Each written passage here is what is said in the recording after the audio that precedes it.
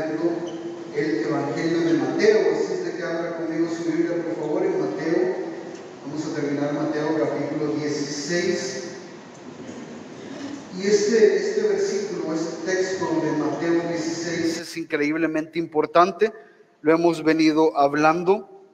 Hay una confrontación entre Jesús y los fariseos. Y luego el Señor Jesús pregunta: ¿quién es Él? ¿Quién dice la gente que es Él? Esa es una de las preguntas. Tal vez me la bajas un poquito porque esa es una de las preguntas más importantes, o mejor dicho, la pregunta más importante en todo el cristianismo. ¿Quién es Jesús? Si usted y yo no sabemos quién es Jesús realmente y las implicaciones que esto conlleva, vamos a vivir un cristianismo hueco, y un cristianismo hueco puede estar incompleto, y un cristianismo incompleto puede terminar llevando gente al infierno. No puede, va a terminar llevando gente al infierno. Y eso es lo que quiero que veamos el día de hoy, cuáles son las implicaciones del mensaje de Jesús, del evangelio de Jesús. Mateo capítulo 16, versículo 21, ¿lo tiene? Mateo 16, 21. Deme un segundito.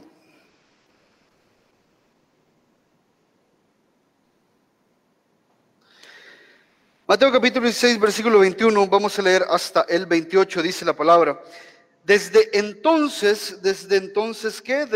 Después de que Pedro había hecho la gran confesión de la que estuvimos hablando la semana pasada y antepasada, desde entonces Jesucristo comenzó a declarar a sus discípulos que debía ir a Jerusalén y sufrir muchas cosas de parte de los ancianos, de los principales sacerdotes y de los escribas, y ser muerto y resucitar al tercer día. Tomándole aparte, Pedro comenzó a reprenderle diciendo: no lo permita Dios, Señor, eso nunca te acontecerá. Pero volviéndose él, dijo a Pedro: quítate delante de mí, Satanás, me eres piedra de tropiezo, porque no estás pensando en las cosas de Dios, sino en la de los hombres. Entonces Jesús dijo a sus discípulos: si alguno quiere venir en pos de mí, niéguese a sí mismo, tome su cruz y sígame. Porque el que quiera salvar su vida la perderá, pero el que pierda su vida por causa de mí la hallará. Pues ¿qué provecho tendrá un hombre si gana el mundo entero, pero pierde su alma? ¿O qué dará un hombre a cambio de su alma? Porque el Hijo del Hombre ha de venir en la gloria de su Padre con sus ángeles, y entonces recompensará a cada uno según su conducta. En verdad os digo que hay algunos de los que están aquí que no probarán la muerte hasta que vean al Hijo del Hombre venir en su reino. Acompáñenme a orar. Padre, gracias por este maravilloso tiempo que nos regalas a media semana para poder aprender de ti, de tu evangelio, a poder aprender, Señor, de tu vida. Gracias por estos momentos en los cuales podemos presentarnos delante de tu palabra y así, Señor, poder aprender de ella. Ayúdanos a ser confrontados, ayúdanos a ser edificados y a que cada uno de nosotros, Señor, pueda aplicar estas verdades en su corazón, en sus mentes, de manera que las pueda llevar a su vida. Gracias por ese tiempo, Señor. Nos ponemos en tus manos en el nombre de Jesús. Amén y amén. Gracias. Puede tomar su asiento. En este pasaje, como lo decíamos la semana pasada, hemos visto al Señor que está reprendiendo a los escribas y a los fariseos. Los escribas y los fariseos están haciéndole algunas acusaciones al Señor, y el Señor les dice que son unos hipócritas porque ellos saben entender las señales, o al menos creen entender las señales, y cuando ven a Jesús, al Hijo de Dios, y está haciendo todos sus milagros, ellos se hacen los locos y no pueden ver las señales. Luego de ese pasaje estuvimos viendo que el Señor hace la gran pregunta: ¿quién dice la gente que soy? Los discípulos responden, algunos dicen que eres Juan el Bautista, otros dicen que eres Elías, algunos dicen que eres algún otro profeta que ha venido. De alguna manera no podían negar las obras de Jesús, no podían negar el mensaje autoritario de Jesús, no podían negar el poder y la enseñanza del Señor Jesús, pero no estaban dando en el clavo tal cual. Entonces el Señor viene y le pregunta a Pedro, y Pedro hace una de las confesiones que decíamos la semana pasada, que es la base en la cual la iglesia está fundamentada. Cuando hablábamos de cuál es la roca, se recuerda del juego de palabras que estuvimos aprendiendo. El Señor Jesús le dice: tú eres Pedro, y sobre esta roca edificaré mi iglesia. Muchos los católicos dicen de que la roca es Pedro, y que Pedro es el primer papa por eso, y que el papa es infalible y no sé qué, porque es Pedro en quien se fundó la iglesia. Algunos cristianos evangélicos dicen que la roca es Cristo, y estamos en lo correcto, que Cristo es la roca. Pero en este texto decíamos esa semana que entendíamos a la luz del contexto que no necesariamente es Jesús a lo que Jesús está refiriendo. Jesús no está diciendo: yo soy la roca en la cual edificaré mi iglesia. Pedro acaba de hacer una gran confesión y le dice el Señor Jesús a Pedro: esto no te lo ha revelado carne ni sangre, sino mi Padre que está en los cielos. Entonces, ¿cómo entendemos nosotros este contexto? Entendemos que reconocer que Jesús es el Mesías y reconocer que Jesús es Dios es la base, es la roca sobre la cual la iglesia está edificada. Nadie puede decir a Jesús que Él es el Señor si no es por el Espíritu. Nadie puede decir que Él es el Señor, y cuando decimos que nadie puede decir que Jesús es el Señor, es cualquiera puede decir que Jesús es el Señor, pero reconocerlo como su Señor, obedecerlo, someterse a su señorío, eso nadie lo puede hacer, nadie lo quiere hacer, a nadie le interesa hacerlo si no es porque el Espíritu Santo pone en ellos ese nuevo corazón, ese nuevo nacimiento que es una obra de parte de Dios. Entonces eso sí converge, eso sí está relacionado con Jesús diciendo: en esta roca, en esa confesión, en el producto de eso es que yo voy a edificar mi iglesia. ¿Cómo sabemos quiénes son parte genuina de la iglesia? Los que han nacido de nuevo. ¿Cómo sabemos quiénes son los que han nacido de nuevo? Porque entienden que Jesús es el Mesías enviado por Dios, y entienden que Él es el Señor a quien tienen que someter su vida. Esa es la roca de la iglesia. Esa es la gran confesión. Lo decíamos la semana pasada, que cuando usted se bautiza para ser parte de la iglesia local, entendemos que usted ya es parte de la iglesia universal, entendemos que usted ya es parte de la iglesia de Cristo, de todos los santos, de todo el mundo. Queremos creer eso. Cuando usted se bautiza, usted es parte de la iglesia local, de gracia y verdad, de aquí. Entonces, cuando usted se bautiza, usted reconoce públicamente la misma confesión de Pedro. Ya, exactamente la misma. ¿Cuál fue esa? ¿Crees tú en el Señor Jesús como único y suficiente Salvador personal? Usted allá dice sí, pero porque creemos que ya nació de nuevo, no para que usted nazca de nuevo. ¿Me está siguiendo hasta ahorita? Entonces, esa es la roca. La roca es una roca inamovible porque es la obra de Dios en los corazones de los pecadores. ¿Me está siguiendo hasta ahorita? Entonces, una vez que el Señor ha dicho y ha elogiado la obra de Dios, no está elogiando a Pedro, está elogiando la obra de Dios en Pedro, y le dice: bienaventurado eres, Pedro, porque esto no te lo ha revelado carne ni sangre. Entonces viene Jesús, y después de esta gran confesión, aprieta un poquito más la tuerca y empieza a enseñar acerca de la naturaleza de su obra. Esto es importante porque Jesús ya había venido enseñando acerca de su obra anteriormente. No lo busque, solo se lo voy a leer. Mateo 9:15, cuando hablamos de la naturaleza de su obra, estamos hablando que la obra que Jesús iba a hacer llevaba muerte.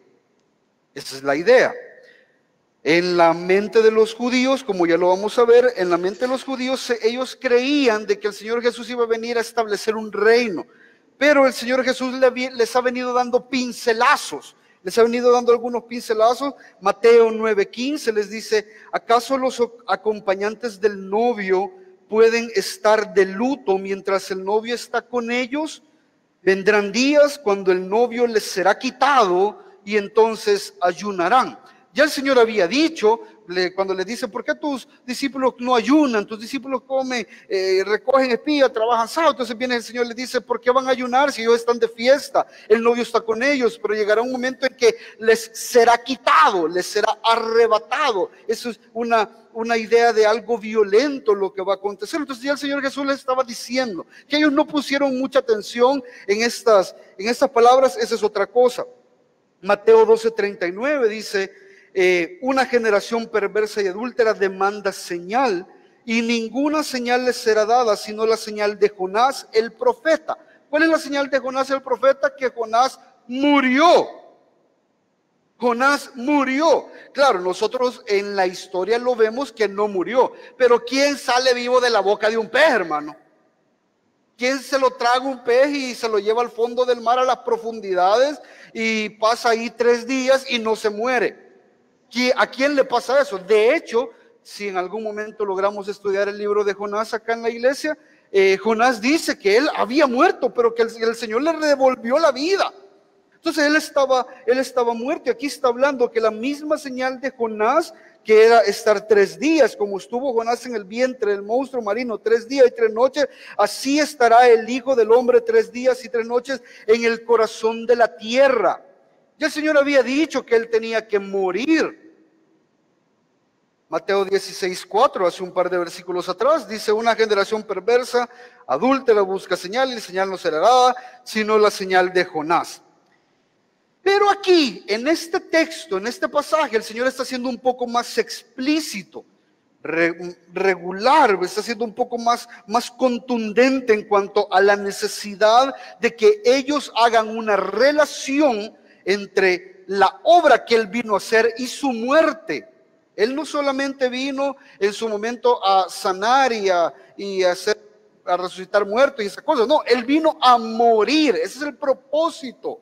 Y ahora que Pedro había entendido y tenía el corazón regenerado por parte del Señor, por parte del Padre, entonces es el momento para él dar más detalles acerca de su muerte. Y fíjese lo que dice ahí Mateo 16:21. Jesucristo comenzó a declarar a sus discípulos que debía ir a Jerusalén. Durante 3 años Jesús no se había acercado a Jerusalén, anduvo predicando en las aldeas de alrededor, en Galilea, y ahora tenía que ir a Jerusalén y primero sufrir muchas cosas, sufrir por parte de los ancianos, de los principales sacerdotes, los escribas, y ser muerto. Cuando dice ser muerto, está relacionando que son los escribas, los líderes religiosos, los que lo van a matar. Ellos lo van a poner en sufrimiento. Esto es algo que usted y yo ya no lo sabemos.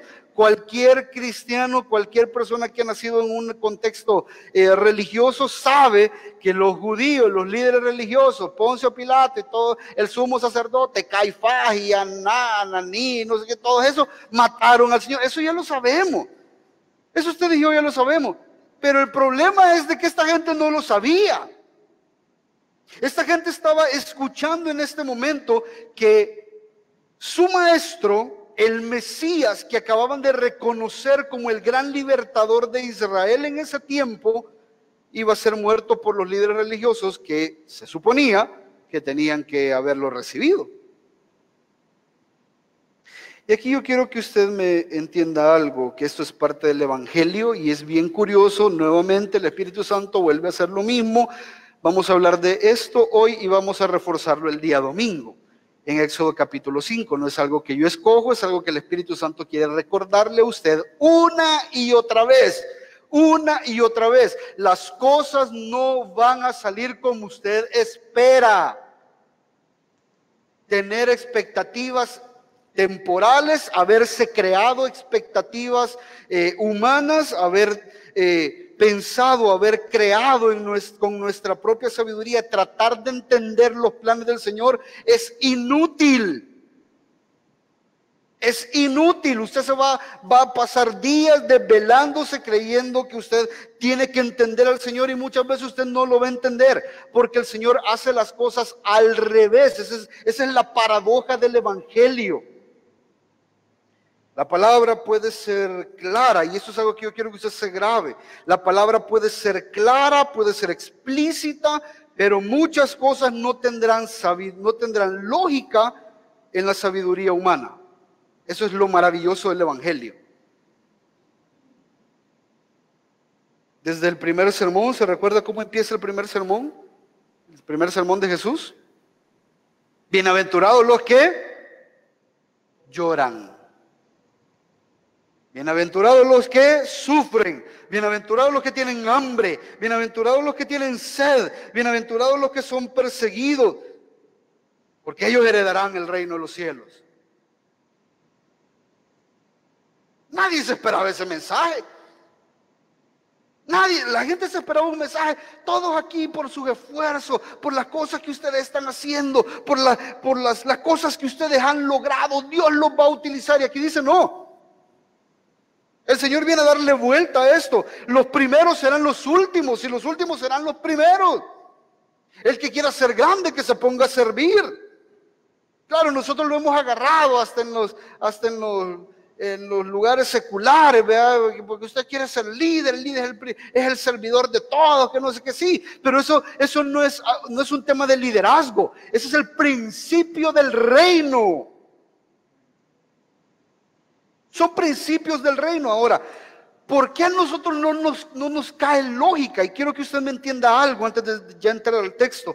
¿Por qué a nosotros en nuestra lógica estas cosas no funcionan? Que hay que perder para ganar, que hay que morir para vivir.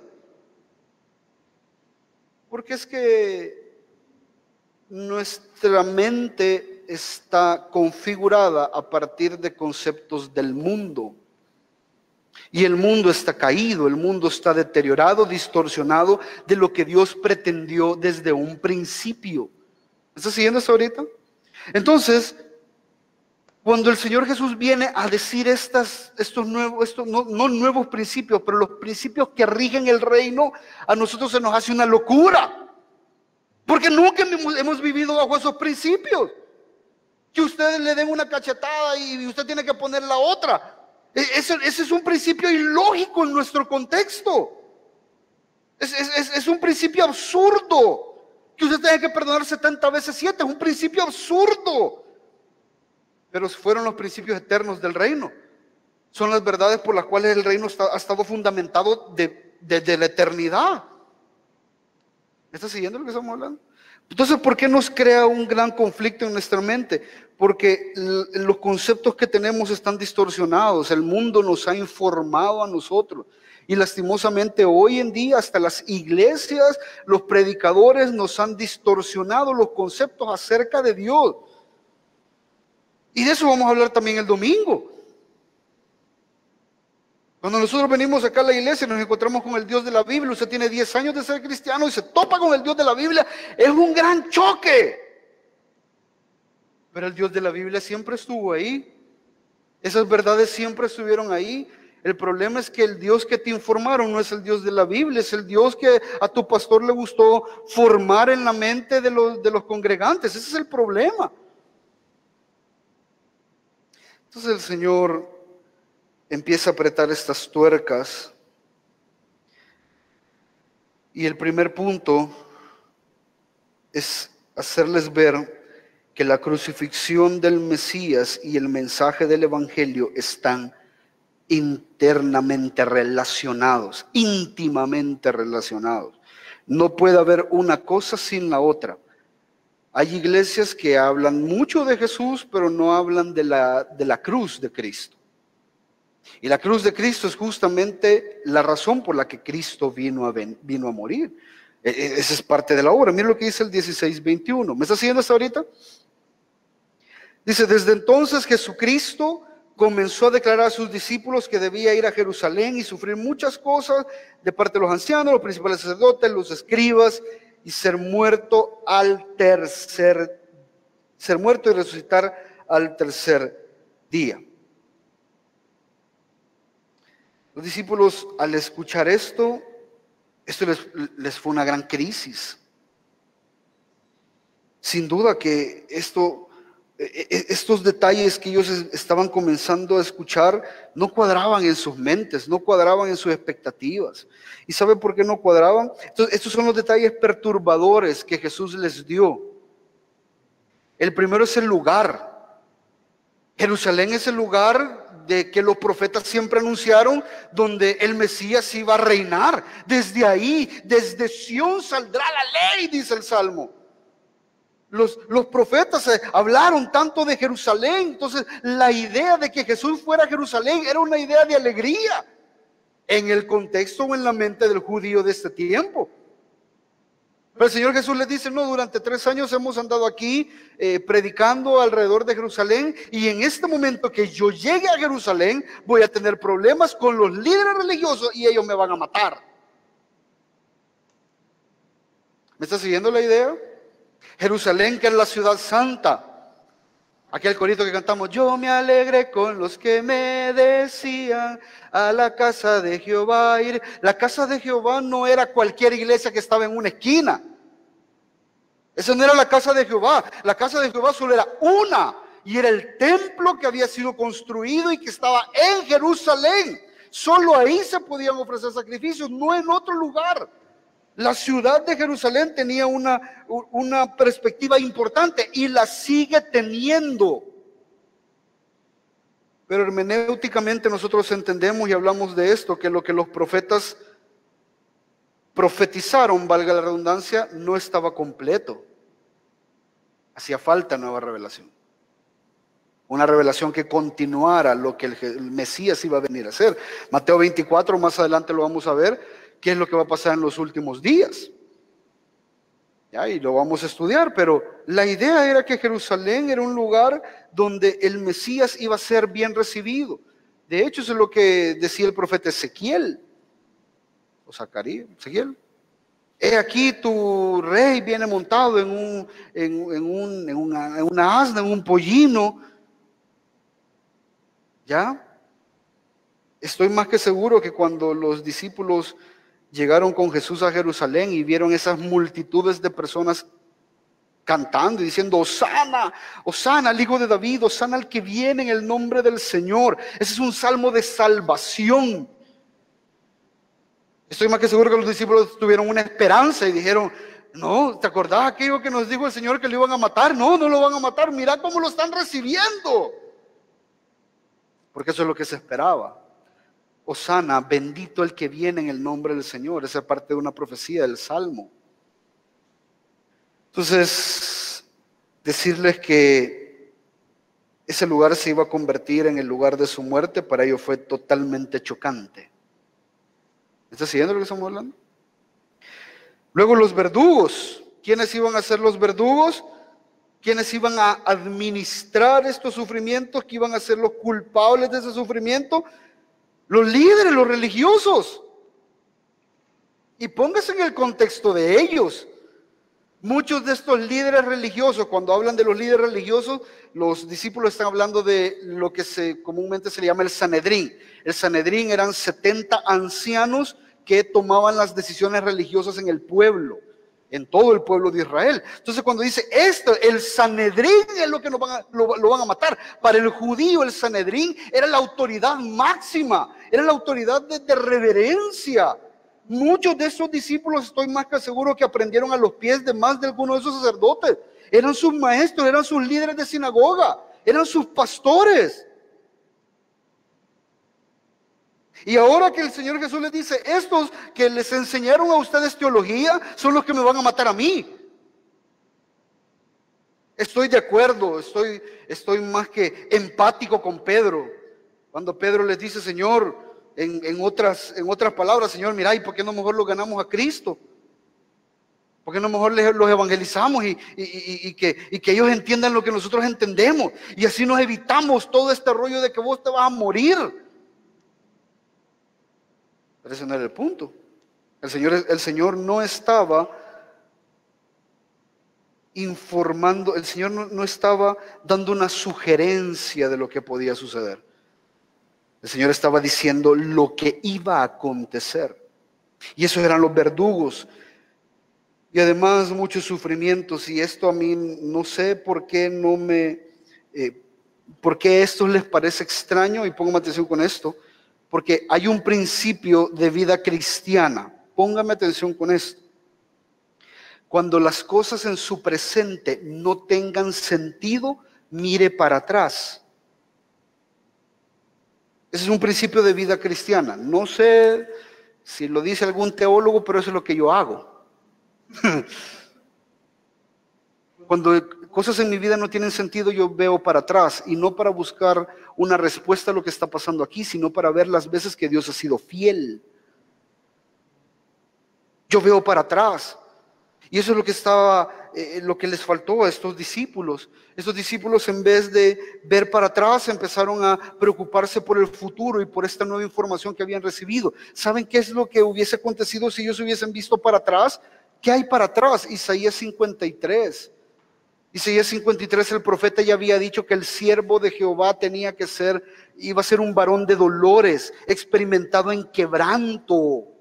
Eso ya lo había dicho el profeta.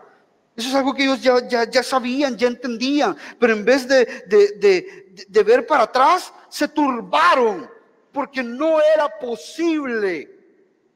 En sus mentes no era posible que este fuera el plan de Dios. Pero el plan de Dios siempre fue ese. Y es algo que yo quiero que usted entienda. Este no es un accidente. El Señor no murió por un accidente. De hecho, eso es lo que dice Hechos 2:22. Escúcheme.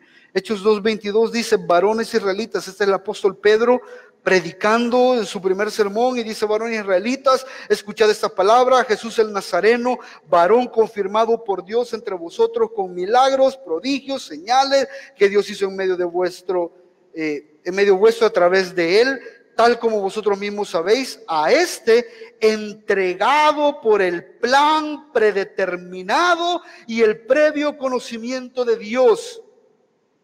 Este no es un accidente. Lo que el Señor Jesús le está dando no es una sugerencia. Lo que el Señor Jesús le está recordando o dándoles una nueva información acerca del plan eterno de Dios.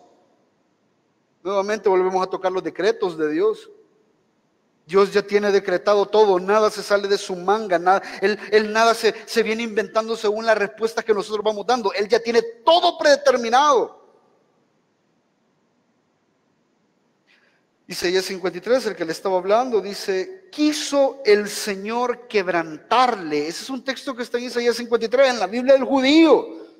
Quiso el Señor quebrantarle, sometiéndolo a padecimiento. Lo que ellos tendrían que haber visto es que cuando Jesús les dijo: voy a pasar por muchos sufrimientos, los discípulos tuvieron que haber dicho: pues este es el verdadero Mesías. Una prueba más, porque el profeta dice que el Mesías iba a padecer en manos del Señor. ¿Me está siguiendo lo que estamos hablando? Esto es parte del principio cristiano, hermano. Cuando usted está pasando por una tribulación, vamos a hacer un ejercicio cristiano, un ejercicio de santificación. Cuando usted está pasando por una tribulación, ¿qué texto se le viene a la mente? Vamos a ver, regáleme solo uno. La Biblia tiene 77,000 versículos. ¿Qué texto es el? Ok. Ahí está. ¿Alguno más? ¿Perdón? Amén. Cuando yo temo, en ti confío, ¿ok? ¿Alguno otro?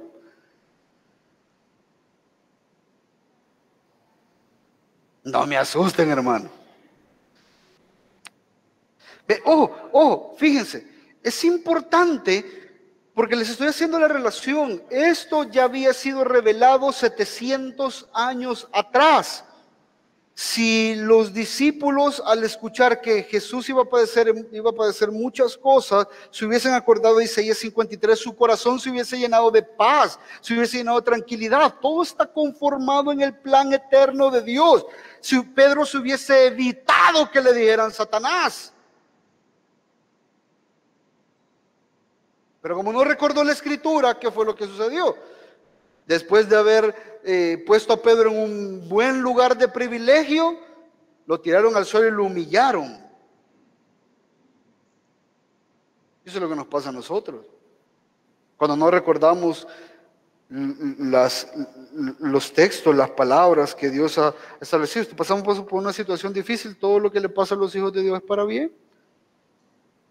Todo lo puedo en Cristo que me fortalece. Hasta morir me puedo. Cuando dice todo lo puedo en Cristo, no quiere decir de que nada me va a pasar y que ya voy a vencer esta enfermedad. No, quiere decir de que si la muerte te va a llegar, la puedes enfrentar porque Cristo te está fortaleciendo. Ahí están los textos, están en la Escritura, los estudiamos cada jueves, cada domingo. Pero nuestro corazón se llena de tribulación y hacemos cosas tontas, como la que Pedro hizo aquí, de reprender al Señor, cuando se nos olvidan estos textos.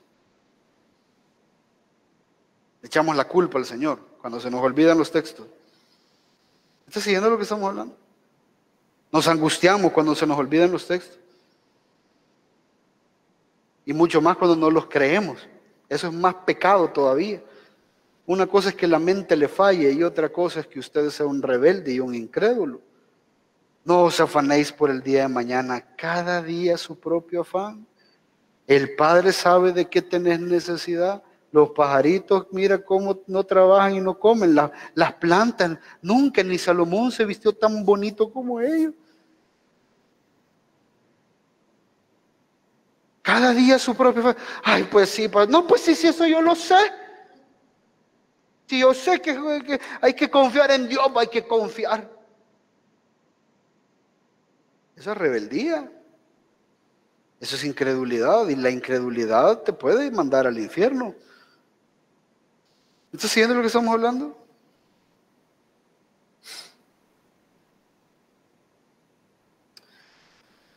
Entonces, el Señor les está haciendo crecer en este conocimiento. El Señor está permitiendo que ellos corrijan su comprensión acerca de las cosas de Dios, que ese es uno de los puntos de este mensaje, que usted corrija. Cada vez que usted viene a aprender aquí, usted corrija algún entendimiento, algunos conceptos que usted tiene de Dios. Ese es el propósito, que usted vaya y diga, abuela, la verdad es que nunca había entendido que Dios obraba de esta manera o hacía las cosas de esta forma. Eso es lo que el Señor les está diciendo. El Señor les está dando estos detalles para corregir la comprensión que ellos tienen. Ellos tenían una comprensión acerca del Mesías, pero esta comprensión estaba equivocada. Así como la de muchos de nosotros. Me encanta a mí, me encanta cuando decimos, uy, nosotros ya saben en qué evangelio creíamos, porque eso quiere decir de que usted ya hizo una diferencia. ¿Me está siguiendo lo que estamos hablando? Y también el Señor les está dando estos detalles para prepararlos para el dolor. Sí, aquí hay mucha gente que tal vez ha venido y le ha dicho a usted, no, es que ese evangelio es muy duro, algo más esperanzador es lo que queremos escuchar. Pero el mismo Señor Jesús les dice, ¿y sabe por qué les dice? Primero, para prepararlos para el dolor, y segundo, porque eso es justamente lo que a ellos les tocaba vivir. Eso es justamente el cristianismo. El cristianismo no es un banquete, no es una fiesta. El cristianismo es una invitación a morir mismo, a cargar la cruz y a seguir al Señor todos los días de su vida. Y la cruz no es el vecino que pone la música a todo volumen. La cruz es eso que a usted le va a ayudar a morir a usted.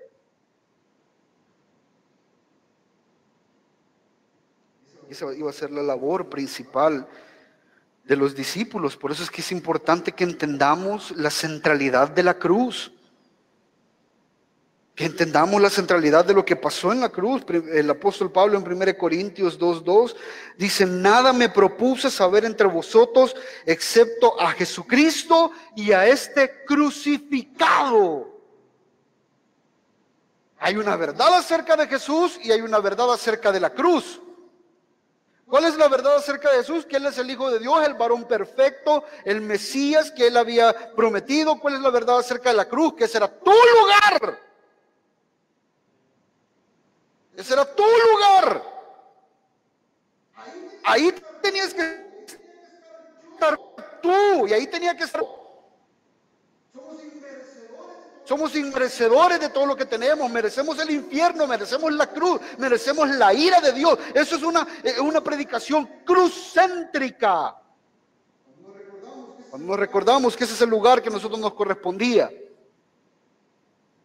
¿Me está siguiendo esto ahorita? Sí, mucha gente habla de Jesús y que Jesús vino a salvar, pero se olvidan de la cruz. Cuélguense ustedes primero en la cruz, para que después vean el valor de que Cristo haya tomado su lugar. Cuélguense ustedes debajo de la ira de Dios, para que entiendan el propósito y la obra importante que Jesús vino a hacer. No basta con ser cristocéntrico, hay que ser cruzcéntrico, y eso es lo que el apóstol Pablo dice. No solamente les prediqué a Jesucristo, se los prediqué crucificado. ¿Está siguiendo lo que estamos hablando? Pero ese mensaje lastimosamente se ha perdido hoy en la iglesia. No solamente decir que Cristo murió en una cruz, sino la razón por la cual murió. Eso es algo que se tiene que preguntar todos los días. Me preguntaban a mí unas personas si el domingo que íbamos a tener un evento especial por nuestros hermanos Fer y Pau, que iban a venir invitados, si iba a predicar un sermón diferente. ¿Cuál sermón diferente? Todos los mensajes en esta iglesia nos preocupamos porque vayan empapados de Cristo y empapados de la cruz. Es un mensaje cruzcéntrico, cristocéntrico y cruzcéntrico. ¿Está siguiendo lo que estamos hablando? ¿Y qué quiere decir un mensaje cruzcéntrico? Mire lo que dice versículo 22. Y tomándole aparte, Pedro comenzó a reprenderle diciendo: no lo permita Dios, Señor. Eso nunca te aconseja, nunca te acontecerá. Y el Señor le dice: quítate de delante de mí, Satanás, me eres piedra de tropiezo. ¿Ve por qué Pedro no podía hacer la roca? Porque Pedro era roca de tropiezo. La misma Biblia responde.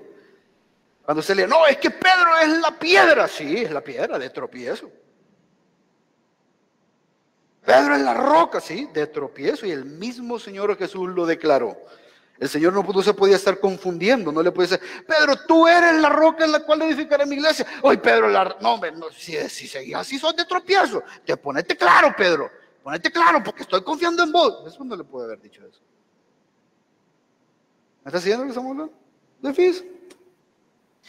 Eres pie de tropiezo porque no estás pensando en las cosas de Dios, sino en las cosas de los hombres. Todo lo que hemos hablado hasta ahorita son las cosas de Dios. Las cosas de los hombres que usted merece, que usted quiere, que usted luche, que usted haga, que usted haga pactos, que usted haga esto. Esas son las cosas de los hombres. La mentalidad de los hombres, la mentalidad de Dios o el mensaje de Dios es completamente diferente. Y lo que el Señor Jesús les está diciendo es: número 2, que el mensaje del Evangelio incluye sufrimiento. No el sufrimiento eterno, pero sí incluye sufrimiento. Ese es el mensaje del Evangelio. Pedro estaba tratando, es más, Pedro, según este texto, fue el primer predicador de la iglesia, que fue el predicador de la prosperidad. ¿Sabe quién es un predicador de la prosperidad?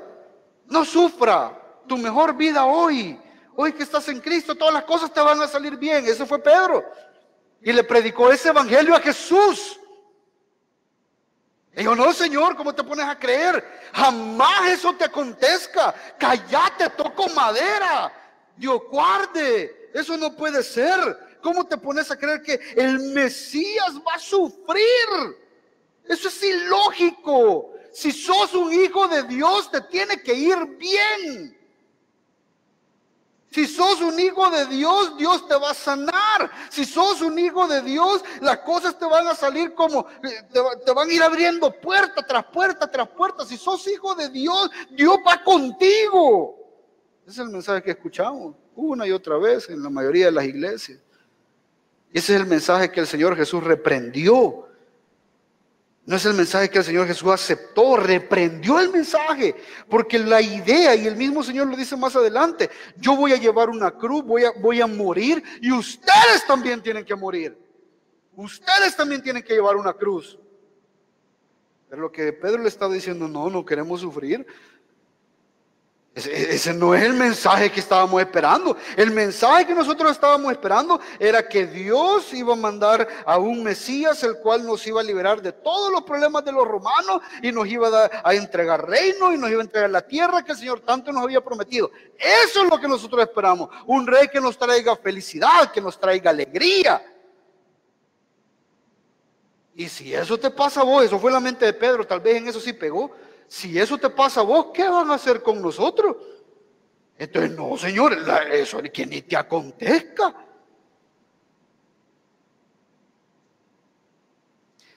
¿He escuchado a estos predicadores que dice, usted piensa positivo, hermano, tenga fe? Ya va a ver, ya va a salir. Si usted tiene fe, Dios lo saca.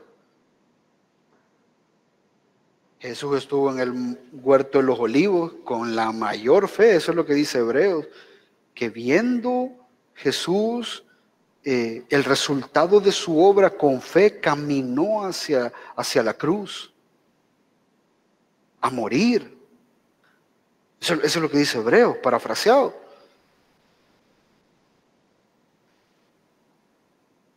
Y quiero que me ponga atención con esto. Porque tal vez, y estoy más que seguro que su corazón en algún momento, si no es que ya lo traicionó, lo va a traicionar. Y le va a decir, tanto que te hablan de sufrir en esa iglesia. ¿Y para qué va? Solo para que te den y para que salir. Mira cómo salir de deprimido. Mira cómo salir o sea, para salir así mejor quédate aquí en la casa. Ese es el mensaje, póngame atención con esto, de una corona sin cruz. Y el mensaje de una corona sin cruz es un mensaje atractivo, pero es demoníaco. Ese es el mensaje que está predicando Pedro y Jesús le dice, sos Satanás, sos un demonio, apártate de mí. Claro, mucha gente le va a decir de que si usted está sufriendo es porque usted está en pecado. Puede ser. No estoy diciendo que no. Pero si usted está sufriendo por la obra del Evangelio, usted está bien. Eso es el Evangelio. Amado, no quiero gastarme todos los textos porque lo voy a usar el domingo. El apóstol Pablo, lo hemos hablado muchas veces, el apóstol Pablo llegó a la iglesia de Éfeso, creo, y le dice, Pablo, los hermanos estaban esperando para que les dé una palabra de ánimo, los hermanos están como bien decaídos, entonces hoy que vos venís, que sos el gran apóstol, ¿por qué no les das unas palabras de ánimo? Y Pablo se para y le dice, es necesario que entremos al reino de los cielos a través de mucho sufrimiento. Ahí ténganlo. Los veo dentro de un año. ¿Qué ánimo va a ser ese, hermano? ¿Sabe cuál es el ánimo? Cuando usted entiende que el mundo funciona al revés. Y no es que funcione al revés, voy a corregir eso o voy a explicar eso. Cuando usted esté entendiendo que en este mundo tendréis aflicción, es porque el mundo está en contra del Señor, el mundo está en contra, el sistema del mundo está en contra de todo lo que Dios hace. Entonces, cuando usted empieza a obedecer al Señor, el mundo se le va a oponer. El mismo Señor Jesús lo dijo. Lo que hicieron conmigo, lo van a hacer con ustedes. Los van a perseguir, los van a matar, los van a echar de la sinagoga. Pero si eso es por mi causa, ustedes están bien. No se vaya a ir de aquí porque vienen en fornicación, en adulterio, y lo echamos de la iglesia. Usted ve, pero como bien dice el Señor, que me iban a echar de la iglesia.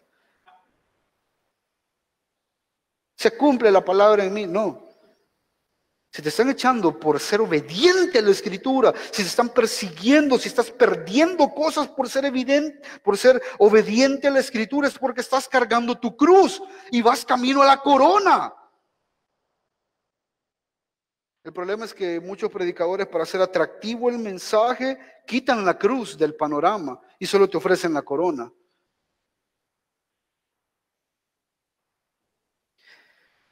Pedro reconoce que esto él no lo entendió. Primera de Pedro 1:10 dice acerca de esta salvación: los profetas que profetizaron de la gracia que vendría a vosotros diligentemente inquirieron e indagaron, procurando saber qué persona o tiempo indicaba el Espíritu de Cristo dentro de ellos al predecir los sufrimientos de Cristo. Porque hablaron de los sufrimientos y nadie entendía el porqué de los sufrimientos. Pero más adelante Pedro, el mismo apóstol Pedro, en 1 Pedro 2:24 dice: Él mismo llevó nuestros pecados en su cuerpo sobre la cruz, a fin de que muramos al pecado y vivamos a la justicia, porque por sus heridas fuisteis sanados. Fíjese qué interesante, porque Pedro, que no entendió el sufrimiento del Mesías, hoy cita a Isaías en el texto del sufrimiento del Mesías. Por sus llagas fuiste todo curado, es lo que dice Isaías. Y Pedro más adelante dice: ahora entiendo, él tuvo que sufrir, porque si no sufría él, sufría yo. Ahora entiendo que por las llagas que el Padre le hizo a él, nosotros fuimos sanados. Ese es el mensaje. Ahora, en respuesta a esto, usted carga su cruz. Ya lo vamos a ver.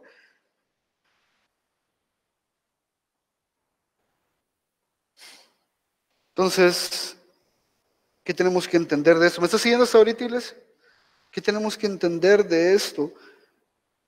Hermano, que nuestros pensamientos deben de estar cautivos a la autoridad de la palabra de Dios. Vaya conmigo a un texto que me ha servido mucho en consejería últimamente, 2 Corintios 10:5.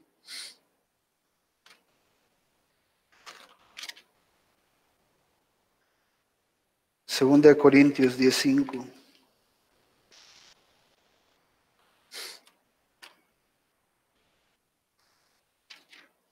¿Lo tiene? Por favor, subráyelo. Desde el versículo 3, por favor. Subráyelo porque este texto le va a servir a usted un montón. Desde 2 Corintios 10:3. ¿Lo tiene? Fíjese.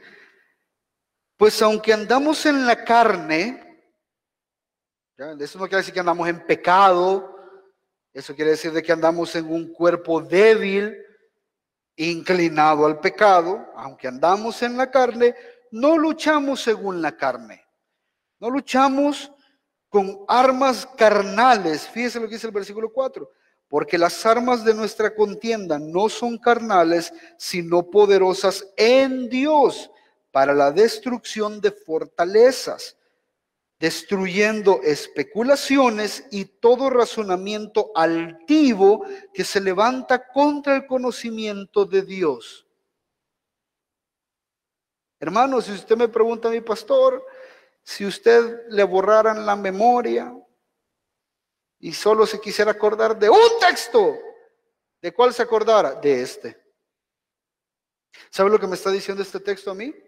Me está diciendo que cualquier cosa que venga a mi mente que no me cuadre, eso es lo que me está diciendo. Hay especulaciones en mi mente. ¿Cómo hago yo para que estas especulaciones no destruyan mi vida, sino yo destruir estas especulaciones que se generan en mi mente? Fíjese. Tengo que llevar este pensamiento en cautiverio a la obediencia de Cristo. Ahí está. Yo creo que este es el texto clave para la vida cristiana. ¿Qué decimos? Tenemos que ir, vamos a la iglesia hoy o no vamos. Esa es una especulación que te va a destruir. Y para que tú puedas destruir esa especulación, tenés que llevar ese pensamiento cautivo a lo que Cristo dice que tenés que hacer. ¿Y qué dice Cristo que tenés que hacer? No dejarte de congregar como muchos tienen por costumbre, ¿va? Y fíjese, dice, ese pensamiento en cautiverio a la obediencia, ni tan siquiera entenderlo, a la obediencia de Cristo. Y estando preparados, me encanta el versículo 6, para castigar toda desobediencia, no del otro, de usted. Para castigar toda desobediencia cuando vuestra obediencia sea completa. Fíjese que no abrí, es más, yo creo que todas las consejerías las voy a terminar con este texto. Porque si usted solamente hace caso a la palabra de Dios, usted va a destruir un montón de especulaciones que son las que le hacen a usted errar y caer en pecado. ¿Me está siguiendo lo que estamos hablando? ¿Tiene sentido? Regrese conmigo, Mateo.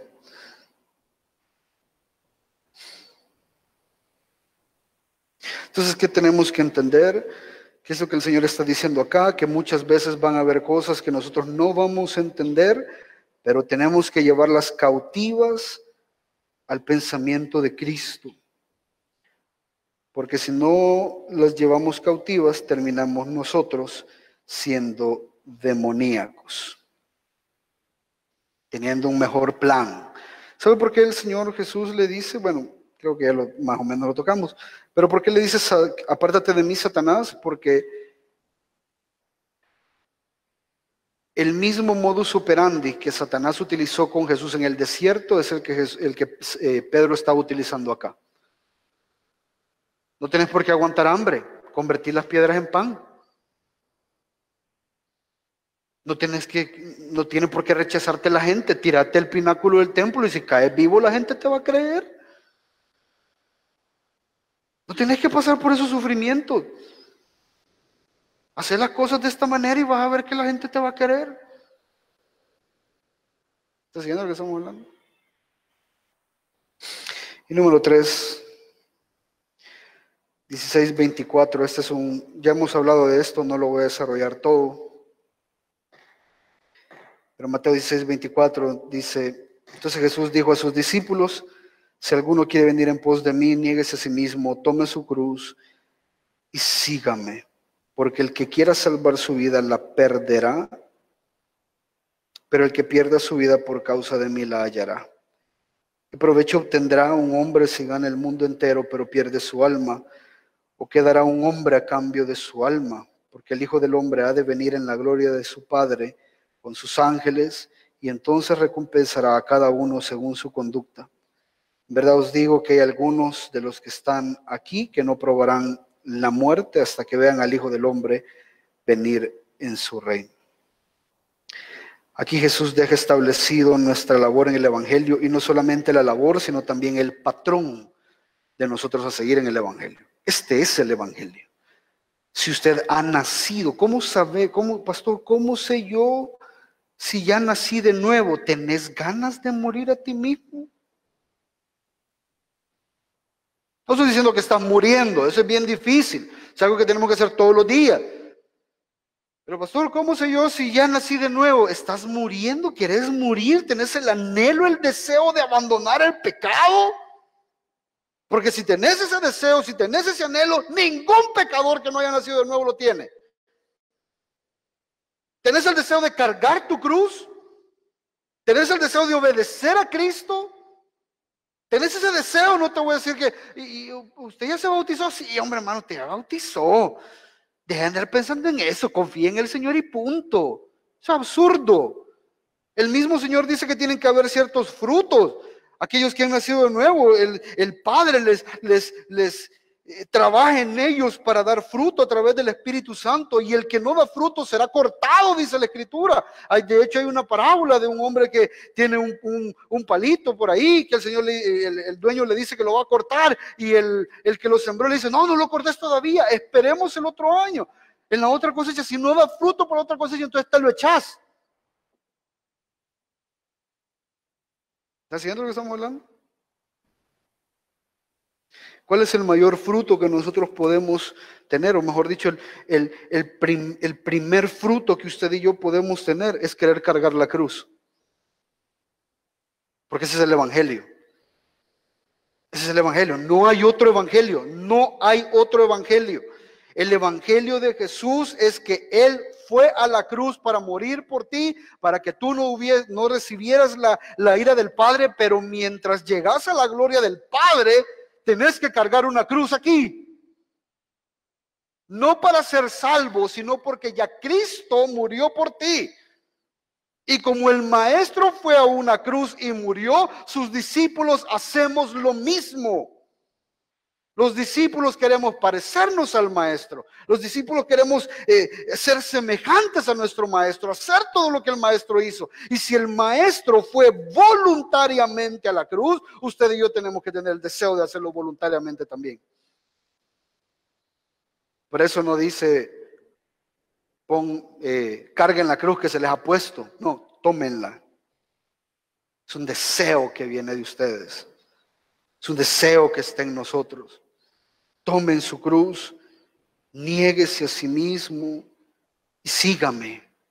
Ese es el evangelio. Lo hemos dicho una y otra vez. Si usted aquí viene pensando que Dios le va a ayudar a cumplir sus metas, sus proyectos, sus cosas, puede ser que sí, pero si usted no las deja afuera, va a ser lo primero que el Señor le va a quitar.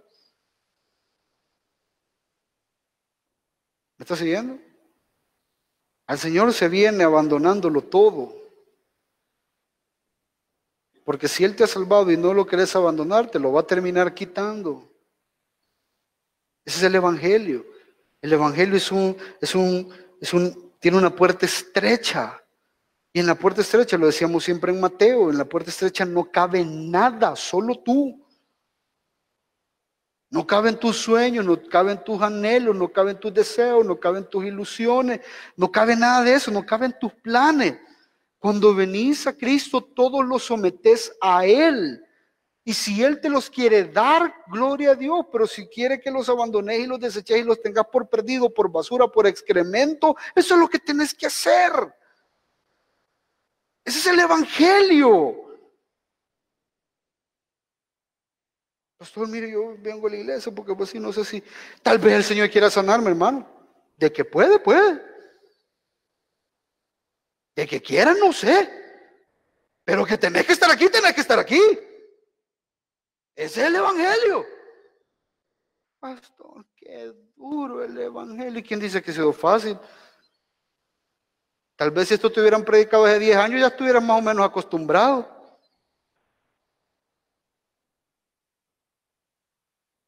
¿Me está siguiendo? Ese es el problema. El principio es que primero va la cruz y luego viene la corona. Claro, todos vamos a ser coronados, eso es lo que dice la Escritura. Recibiremos coronas en los cielos. Y esas coronas las vamos a tirar a los pies del Señor, eso es lo que dice la Escritura.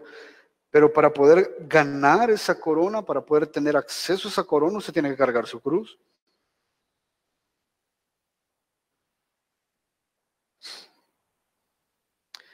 Entonces este evangelio es un evangelio de muerte. La gente lo ofrece como un evangelio de vida, pero ahí es donde está el problema. Para que usted pueda tener vida, primero tiene que morir. No ofrezca el evangelio como un evangelio de vida, ofrézcalo como un evangelio de muerte. Y el Cristo que tú crees te pide que abandones todo por Él. Sí, sí, me pide. ¿Y qué has abandonado? Si el Señor te quisiera quitar la casa ahorita, ¿cómo te pones a creer si Dios es lindo? Dios es bueno. Ese no es el Dios que yo creo. ¿Cómo te pones a creer que Dios le va a pedir eso a sus hijos?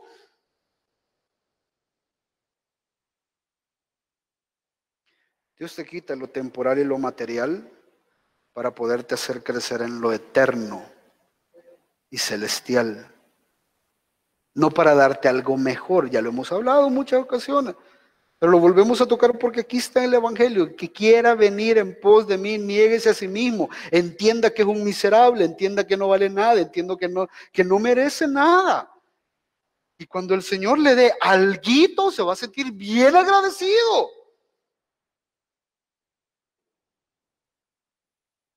Ese es el Evangelio que yo entiendo aquí. ¿Está siguiendo lo que estamos hablando? Y cuando usted pierde todo y solo tiene a Cristo, cuando usted da por perdido todo y solo tiene a Cristo, su obra y su santificación progresiva en usted día tras día, entonces usted empieza a vivir su mejor vida aquí, ahora. No cuando tiene carro, hermano. No cuando tiene casa, no cuando ya no tiene problemas. Es cuando usted aprende a glorificar a Dios en medio de todas esas cosas. Ese es el Evangelio. ¿No les anima esto? A mí sí. ¿Sabe por qué me anima? Y esta es parte de la introducción del domingo. Pero ¿sabe por qué me anima? Porque ¿quién no está fregado, hermano? ¿Quién no tiene algo que le preocupe?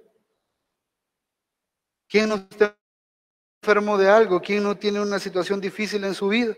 ¿Sabe cuál es la diferencia de un incrédulo como usted? Que usted lo vive para la gloria de Dios, el otro para su propia gloria, y pasa pensando, "Pucha, que yo tengo que hacer aquí, que tengo que hacer allá, y usted está viviendo tranquilo porque usted dice, nada es mío, desnudo salí del vientre de mi madre, desnudo volveré allá, y bendito sea el nombre del Señor por los siglos de los siglos". Esa es la diferencia.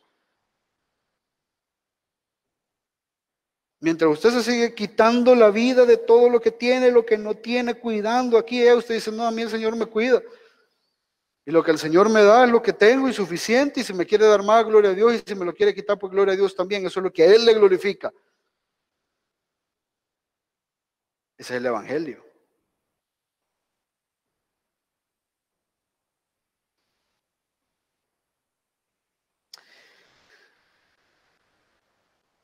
¿Es este concepto el que usted tenía de la vida cristiana?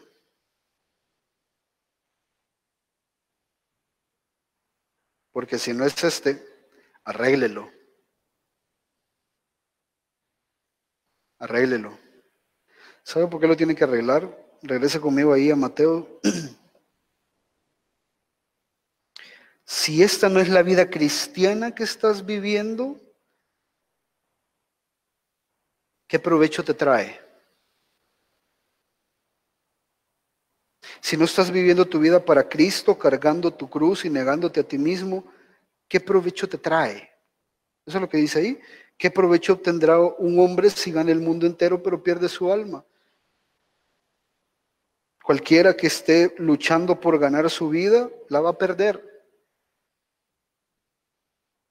Porque estás enfocado en las cosas que no tienen importancia.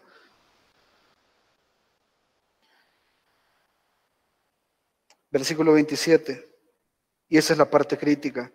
Porque el Hijo del Hombre ha de venir en gloria de su Padre con sus ángeles, y entonces recompensará a cada uno según su conducta. El Evangelio promete un regreso de Cristo. Y el regreso de Cristo va a ser un evento increíblemente hermoso y maravilloso para aquellos que el Señor los encuentre cargando su cruz. Ahí va a ser el momento de alivio. Ahí va a ser el momento de respiro. Y eso es justamente lo que hacemos en la cena del Señor. Usted viene cargando su cruz, está sufriendo para vivir como Cristo, está agobiado, está angustiado porque usted no puede seguir respondiendo a las circunstancias del mundo de una forma mundana, sino que tiene que responder de una forma creyente como Jesús lo haría, y eso nos duele, eso nos trae, nos afecta, eso nos está matando a nosotros mismos y está haciendo que Cristo viva más en nosotros. Entonces, cuando celebramos la cena del Señor, tenemos ese respiro de que el Señor va a venir en algún momento y nos va a encontrar cargando esa cruz. Ese es el punto de la cena del Señor. El Señor nos va a encontrar aquí, nos va a encontrar siendo humillados, nos va a encontrar perdonando 70 veces 7, nos va a encontrar pasando por alto la ofensa, nos va a encontrar llevándonos con nuestros enemigos, amándolos. Así nos va a encontrar, cargando la cruz. Y cuando el Señor venga, entonces va a decir: hijo mío, aquí estás, entra en el gozo de tu Señor, has sido un buen siervo fiel, y te quito la cruz y te doy la corona. El problema es para aquellos que vivieron esta vida creyendo que eran reyes y que las cosas se hacen a su manera, y que aquí y que allá, y entonces cargan la corona. El Señor los va a poner metafóricamente en una cruz para que mueran eternamente.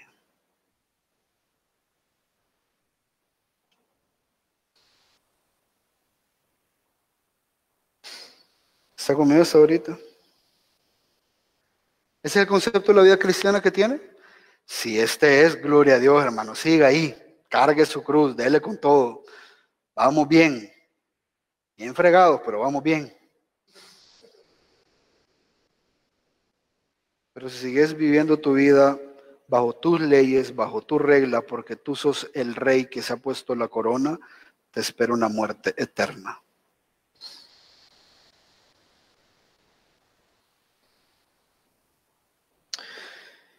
Quiero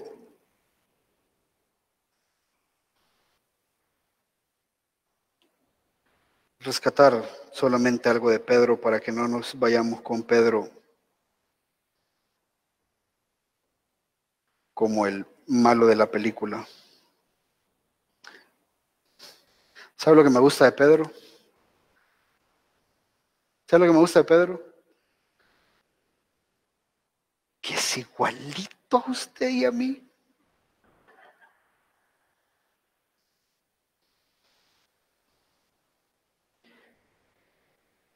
No se ponga la sotana de pureza.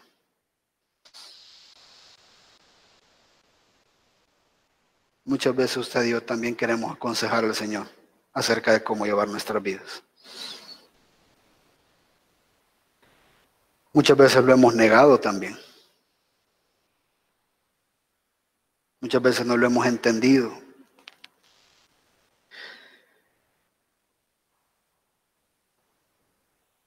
Muchas veces hemos sido confrontados, como Pedro fue por Pablo. Pedro se desvió de la doctrina que estaba predicando y empezó a predicar ya no la suficiencia de la cruz, sino la necesidad de las costumbres judías. El apóstol Pedro, después de la tremenda obra continua que el Señor hizo en él, en 2 de Pedro 3:18 dice: antes bien, creced en la gracia y el conocimiento de nuestro Señor y Salvador Jesucristo. Dios fue paciente con Pedro, que es la misma esperanza que lo sea conmigo y que lo sea con todos los que estamos acá.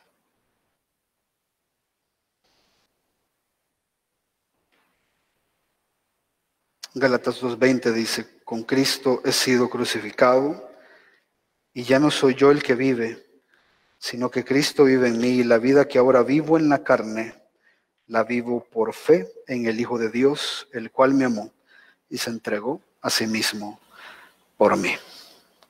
Vamos a orar.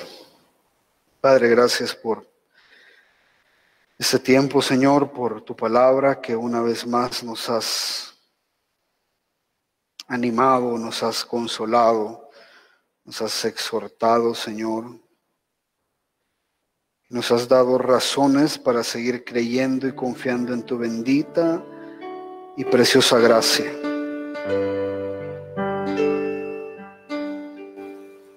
Recuérdanos, Señor, que tenemos que vivir vidas no solamente cristocéntricas, sino vidas cruzcéntricas, teniendo siempre en perspectiva que el Evangelio es un llamado a morir. El Evangelio es un llamado a a negarme a mí mismo, teniendo siempre en perspectiva, como decía un predicador, la salvación es gratis, pero seguir a Cristo te costará todo.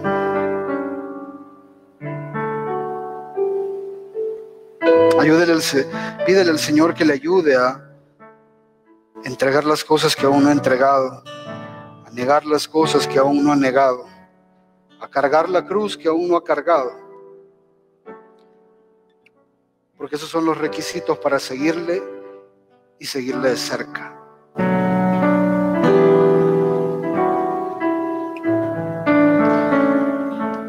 Pedro comenzó a cargar su cruz cuando el Señor le preguntó: Pedro, ¿me amas?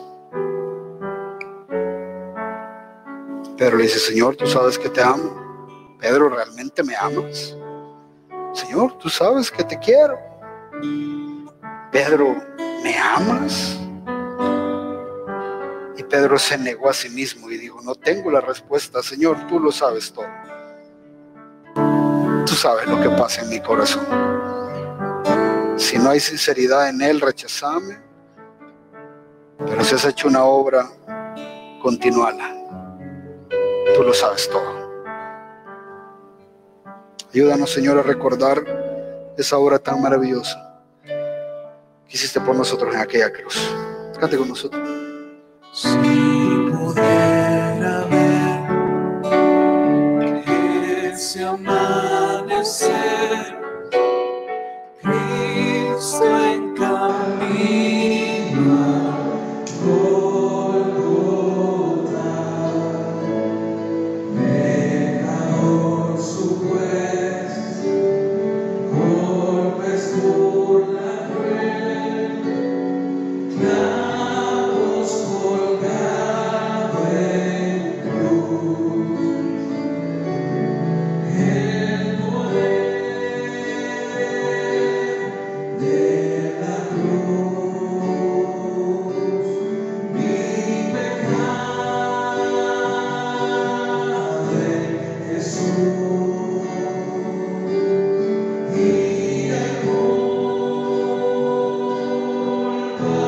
cargó, pero recibo en la cruz.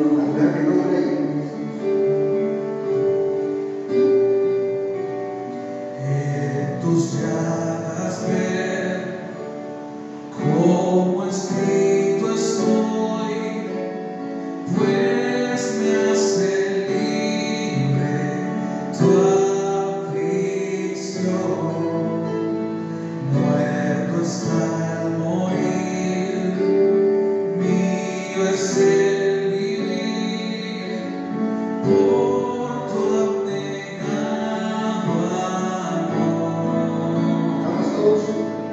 El poder de la cruz, Dios su vida,